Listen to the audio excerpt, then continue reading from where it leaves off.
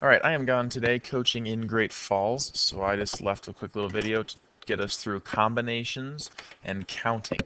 We started talking about different ways of counting things yesterday. We're going to finish it up with some combinations today, which are slightly different than yesterday's permutations. But to get started, I want you guys to work on this one real quick.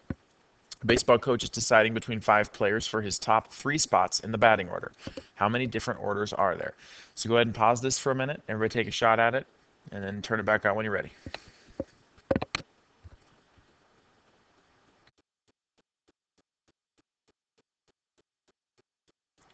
Okay, so we have 3 decisions to make, right? First spot, second spot, and the third spot. Why is this not working? We have 5 players to choose between. So for that first one, we have 5 choices we could make. After we've chosen the first person, we only have 4 left for the second, and after the second person is chosen, there are only 3 players left. So we multiply those choices together. 5 times 4 is 20, times 3 is 60 different choices. So what if he doesn't care what order they're in? He just cares that we choose those 3 people. It doesn't matter what order those first 3 go in, just that they are the first 3. So what we need to decide is how many ways each 3 people could be ordered. So if we look at Angie, Beth, and Cora here, we talked about the numbers of permutations of 3 things yesterday. How many different ways could we arrange these 3 people? Here are a few different options. Think about the books we talked about yesterday. We had 3 books on a shelf. How many different ways can you arrange them? It was a total of 6 different ways, right? So if we take the 60 that we came up with for the total number of permutations, and we divide out the 6 different ways you can rearrange each group of 3, that's a 6, we have 10 different combinations, right? When we just grab any 3 people and we count using the fundamental counting principle, we are finding the permutations, where Angie, Beth, and Cora, followed by Cora, Angie, and Beth, and then Beth, Cora, and Angie. Those are all 3 different lineups. But if we don't care what order those 3 are in, then we need to look for combinations. Okay, so the combinations would just be all 3 of these things up here would all be the same. The order doesn't matter. Right? So we have a new formula. This one's for combinations. You notice there's a slight difference, and it's right there, having that extra r factorial in the bottom. And all that does is divide out the different situations where you take the same 3 people but rearrange them. Otherwise, it's exactly the same as permutations. And the only difference is that order doesn't matter. If you think about a deck of cards, if I have a 4, a 5, and a 6, and then I rearrange it and I have a 5, a 4, and a 6, those would be different permutations because they're in a different order, but it would be the same combination because they're the same card. Okay, so while you're copying that down, let's wonder for a second, why would the combinations always be fewer than the permutations if we have the same number of objects and we're choosing the same number? Think about why the combinations would always be fewer than the permutations. And it's exactly what I just said. If we have the same 3 cards or the same 3 people, and I swap the order of 2 of them, that creates a new permutation, but it does not create a new combination. So for example, let's stick with our situation of 3. If I have 3 different things, that's 1 combination that's possible, but 6 different permutations that's possible. So, and based on the group size, the multiplier between those 2 will change. It's not always 6 times greater. But for 3, if we're choosing 3 things, it would be 6 times greater. Okay, if you need more time, go ahead and pause it to finish getting down that formula. You're going to want both. And then this note right here was just saying that it's the permutation formula divided by this guy, which is right here. Otherwise, the formula is the same as it was for permutations. So let's look at this one. 15 companies have applied for commercial time slots during the Super Bowl. How many different sets of companies can be selected if only 10 slots are available? 15 companies, 10 slots. We're going to do it using the equation first, and then I'm going to tell you how to do it on the calculator to check it. So we need to start with our formula, which was this guy. Let's see. n factorial over n minus r factorial times r factorial. So we need to decide what n and r represent. N is the total number of things we are choosing from. That would be 15. R is the number we are choosing. That would be 10. We have 15 companies to choose from, but only 10 spots to give them. So we're going to do 15 factorial on top. N minus r, so 15 minus 10 would be 5. That'll be 5 factorial times r factorial, which is 10. So if I wanted to expand this out, bear with me for a second here, we would have 15 times 14 times 13 times 12 times 11 times 10 times 9 times 8, 7, 6, 5, 4, 3, 2, and 1. Underneath, we would have 5, 4, 3, 2, 1, and 10, 9, 8, 7, 6, 5, 4, 3, 2, 1. Okay? And these are all both multiplied together here also. So the easy one is to take out from 10 down. We can factor these both out, okay, just like reducing a fraction. And then this one, we can't cancel anything out necessarily because they're different. We could look at factors. We could say, well, 5 goes into 15 3 times. 4 goes into 12 3 times. 3 factors out a 3. So all I have left, let me see if I can change my color here, would be the full, and 2 goes into 14 7 times. So I have a 3, a 7, a 13, and a 1. Oh, and an 11. So I have 3 times 7 times 13 times 11 all over 1. So then we're just going to run 3 times 7 times 13 times 11. And on mine, I get 3003. So that suggests that there are 3003 different combinations of those commercials. Now remember, that has nothing to do with the order that they are in. If I take and switch the order of 2 of those commercials, that creates a new combination, but that does not create a new permutation. Sorry, that creates a new permutation, but it does not create a new combination. I was saying that backwards. So this number is fewer than the total number of permutations. Okay, to do it in the calculator, it's going to be exactly the same as what we did yesterday. You're first going to type the number of objects, which in this case would be 15. Then we're going to go to our math button again, arrow over to probability.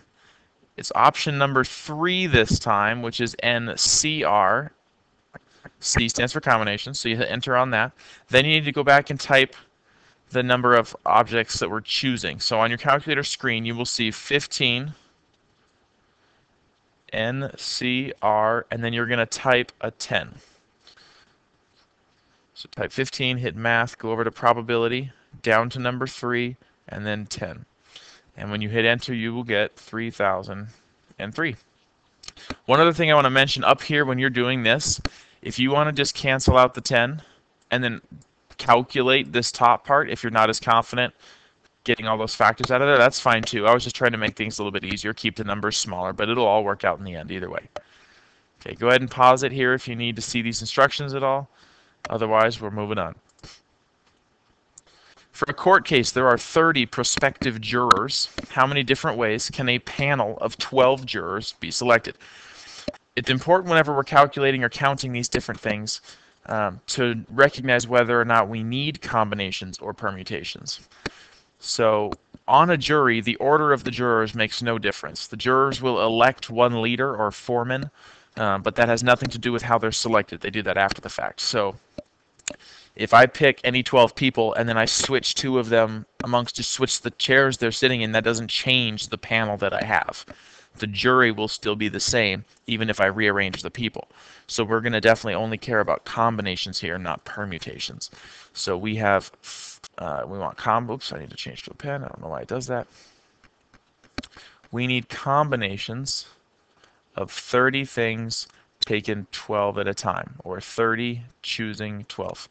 So we want 30 factorial on top over 30 minus 12, or 18 factorial, times r factorial, or 12 factorial. Okay, now remember, you can use factorial on the calculator. If you go to math, arrow over to probability, it's number 4. It's just an exclamation point. I would not do this by hand. That is a lot of factors to be writing out and reducing. I would either punch this into the calculator the way it is, using the exclamation points for factorial under the math and probability buttons, and I would make sure you know how to do that. We can also just use the combinations calculator on the calculator itself. But like I said yesterday, make sure you know how to write this out, because when we're doing a quiz, I'm going to want to see this to know that you know what's going on, that you're not just memorizing calculator buttons. Okay, so either by doing it this way or by typing a 30, going to math, probability, and down to number 3, so that you have NCR, then typing a 12. No matter which one of these you do, you should end up with 86493225. 86,493,225 different juries can be selected from a pool of 30 people. So like I was mentioning yesterday, counting these things can become incredibly difficult, and these numbers can be very, very large. So having things like permutations and combinations and understanding the difference is crucial. This one's you're on your own. 12 students are applying for 3 scholarships. No person can win more than one, so that means that there will be 3 different people. How many ways can the scholarships be awarded if A, no preference is given, meaning anyone can get any one of those 3 scholarships? That's one question. The second question is, one particular student must be awarded one of the scholarships. So one student definitely gets one of the scholarships. One specific, and then the other 2 are up for grabs from the remaining 11. So go ahead and pause it for a second and give this a shot, and then come back when you're ready in a couple minutes or so.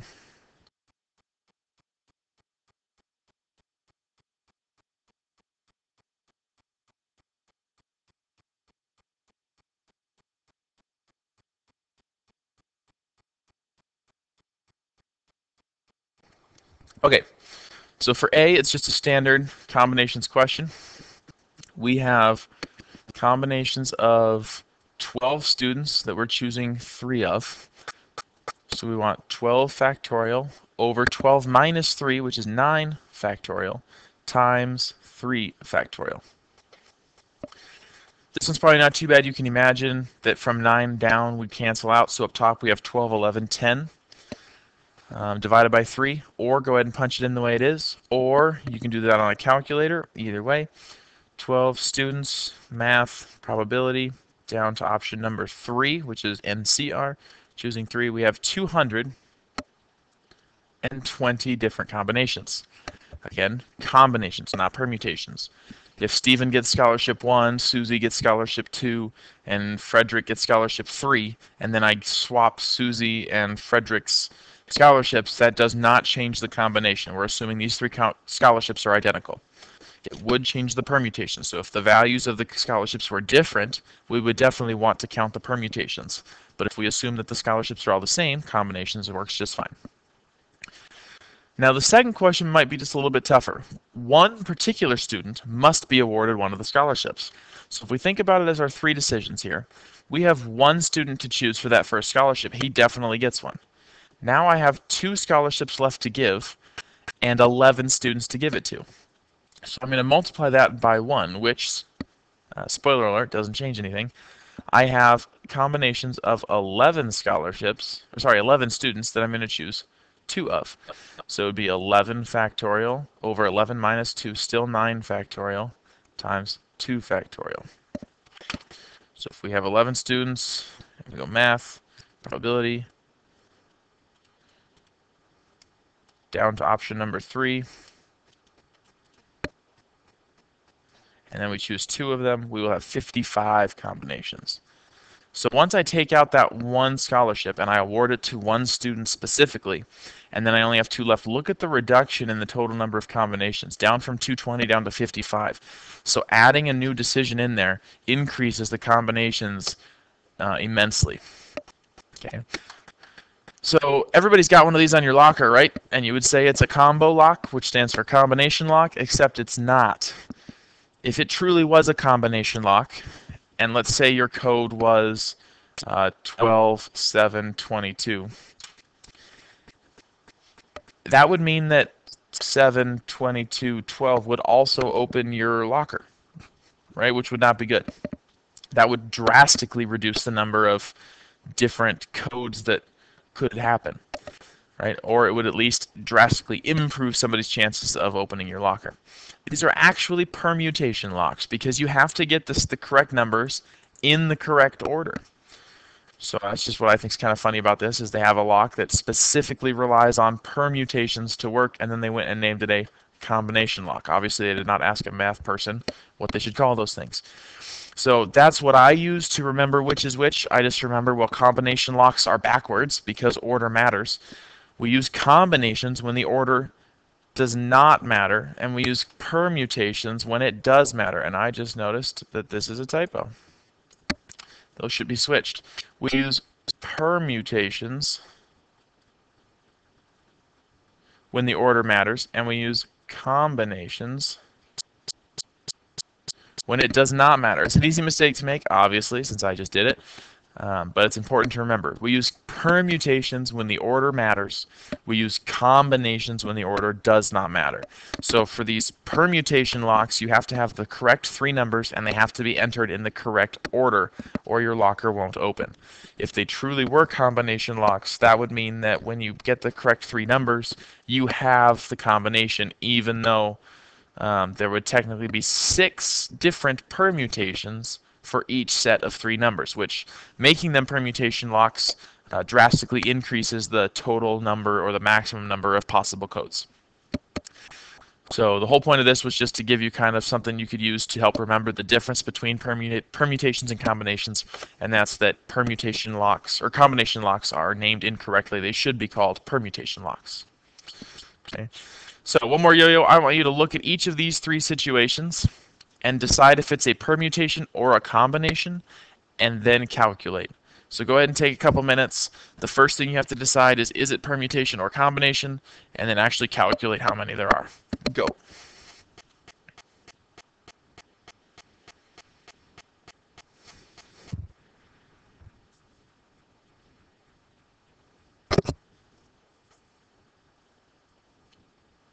Okay, let's look at number 1. We want to select 3 songs from our 13-song playlist. This one I think is kind of up in the air about whether it's a permutation or a combination. It's kind of up to how you interpret it. If you're creating a new playlist with those 3 songs, some would argue that the order would matter of that playlist. Others would argue that it doesn't. So let's say that on this one, the order does matter. We want a playlist built in a certain way, so this one would be a permutation. So that means that I want my 13 to be on top, 13 factorial, over 13 minus 3, or 10 factorial.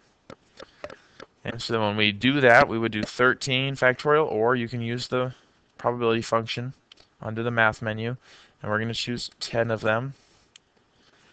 Oops, sorry, we're going to choose 3 of them. That number was too big. We would have 1,716 different playlists possible from those 13 songs. If you decided to use combinations instead, you would have ended up with 286 combinations, just in case you did it that way. Number 2, selecting 4 side menu options from 6 total. So like these would be your sides with your entree. This one would pretty clearly be a combination. It's not going to matter if you order the rice before the salad or you order your baked potato before your rice. It doesn't matter. You're going to get all 4 things anyway. So using combinations, we have 6 possibilities. 6 minus 4 is 2 factorial times the number of choices we have to make, 4 factorial. Either using it that way, and I would suggest that you at least try one of these once by using the factorial option, that 4th choice in the probability menu, just to make sure you know how to do it. But if we're dealing with combinations, we would do 6 combinations of 4. There are 15 different combinations. There would be far more than that of permutations, but since we're talking about sides that you're all going to eat at the same time anyway, it doesn't make any difference. The last one, selecting a CEO and a vice CEO from 18 applicants. Now hopefully everybody agreed that this would be a permutation. because it's going to matter drastically to everyone involved who the CEO is and who the vice CEO is. They're not the same. Somebody's going to be very upset that they didn't get the CEO spot if they're the vice CEO. So there is an order, and it definitely matters. So we're going to have 18 total choices. Over 18 minus 2 would be 16 factorial, which is just going to leave us with math. Let's see, 18. We want permutations, which is option 2, and we're choosing 16. So that would leave us with, sorry, we are going to choose 2. That number was way too big. 306 different ways to choose that. Another way to think about it, we have 2 decisions to make. I have 18 choices for the first position, for the CEO, and then for the vice CEO, I only have 17 left. So if you do 18 times 17, you are going to get that 306 again. I can't give both jobs to one person, and they have to be done in that order. Last thing, use your calculator to compute this. Combinations of 5 things chosen 0 at a time, and see what you get. Go.